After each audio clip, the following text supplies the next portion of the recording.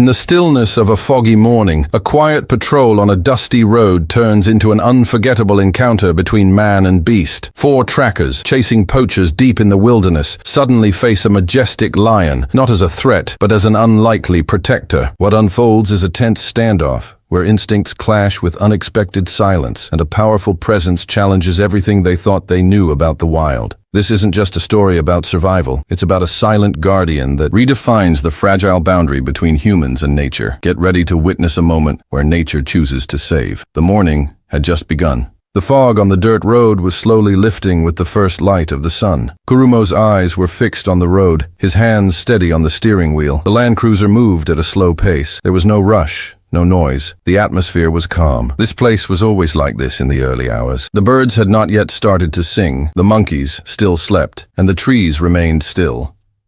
Nature held its breath briefly before the day fully awoke, and Kurumo appreciated this quiet. There were 3 others in the car. Lebo sat beside him, gazing out the window, while Duma and Thea shared the back seat, tired but alert. All were silent. The tension from the previous day's operation lingered. The night's tip had confirmed poacher activity nearby, and now, early morning, they were here to track them down. The yellow grasses on the right side of the road gleamed like gold in the sunlight. As the trees grew thicker, Kurumo became more cautious behind the wheel. The vehicle's engine hummed louder as it rolled over the damp earth. Everyone stayed alert, but not out of instinct. It was their professionalism. Kurumo felt the vehicle shake as it passed over a small bump. "Careful," he said quietly. Everyone steadied themselves, then refocused. Ahead, the road narrowed and the trees drew closer. "Let's stop here," Kurumo said. "Yesterday we lost the trail at this point." The vehicle pulled over and the engine stopped. Inside and outside, silence merged.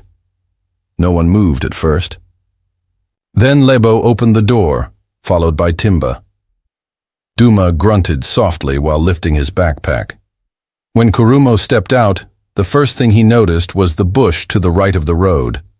It was always dark there, but today it looked even deeper.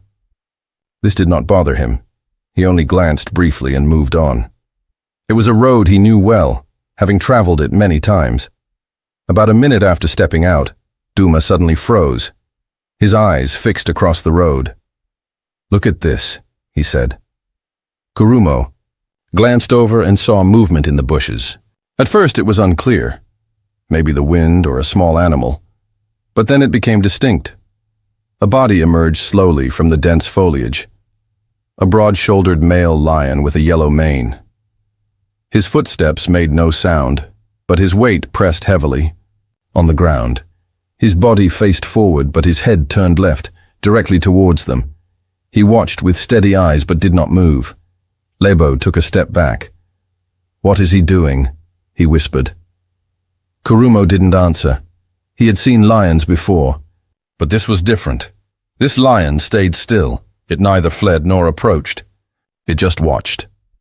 Then came a moment no one expected. The lion took a slow step forward. There was no sign of attack, but that silent move triggered a sudden panic. Lebo turned and shouted, "Run!" Thea jumped back reflexively, and Duma stumbled backward. Kurumo remained, locked in eye contact with the lion as the others fled into the bushes. The lion stopped again, head fixed on them. For the first time, Kurumo wondered why the animal was there. It was a meeting, but not random. In that instant, Kurumo began to realize the lion was not there to threaten them. His feet felt rooted, eyes never leaving the lion. The fleeing sounds, the snapping branches and hurried breaths, blurred into nothing. The only certainty was that the lion might have a different purpose than they assumed. The lion remained still. It did not tense or roar. It was not aggressive, but neither was it passive. Its stillness wasn't threatening. It seemed to silently ask, "Why are you here?" Kurumo had never seen such a look in any animal before. There was no predator's desire to attack, but a consciousness that measured and waited. The car door creaked in the wind. Kurumo blinked, suddenly aware of his tense shoulders and clenched fists. The lion had not moved.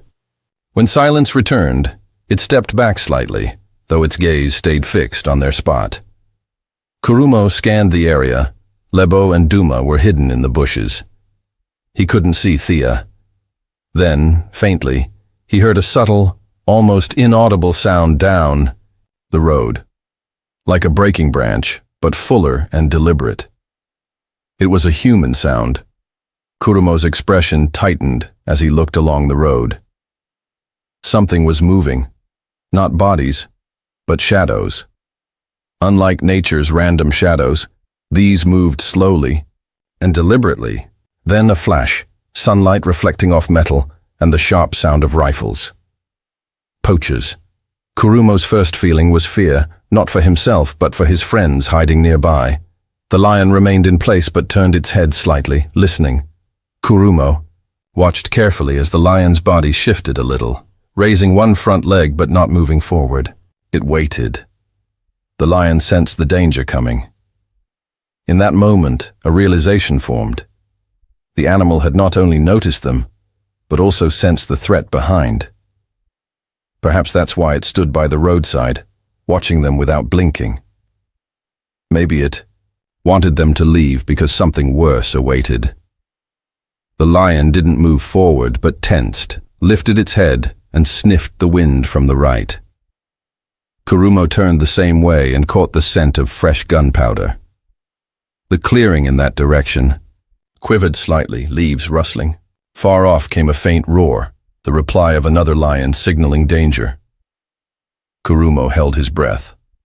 Now, not just his life, but his friends depended on the next few seconds. One thing was clear. This lion was no accident. It wasn't in their path. By chance. It was there to protect them. The lion raised its head, ears pricked, body poised at the edge of the bushes. It was no longer waiting. Something approached that it could both hear and feel. Kurumo stepped instinctively toward the vehicle but stopped. If the lion carried a message, maybe he should follow it. Then, a sharp sound echoed from deep in the forest. An explosion, followed by rustling leaves. Kurumo's eyes widened. Gunfire, very close. Suddenly, positions of Lebo and Duma in the bushes mapped clearly in Kurumo's mind. They were near, but there was no time to run or warn them. Seconds compressed. The lion stepped, forward, then another step. Tense, head high, stride firm. It was not a predator hunting prey but a warrior confronting a threat. Kurumo realized the lion intended to show itself deliberately. As it entered the clearing, a second roar rang out, deep, full, piercing the sky, a call that shattered silence and caught the poacher's attention. Running footsteps followed, branches snapping, leaves scattering. Kurumo saw Lebo rush out, then Duma and Thea, all running toward the vehicle. Their faces showed amazement more than fear.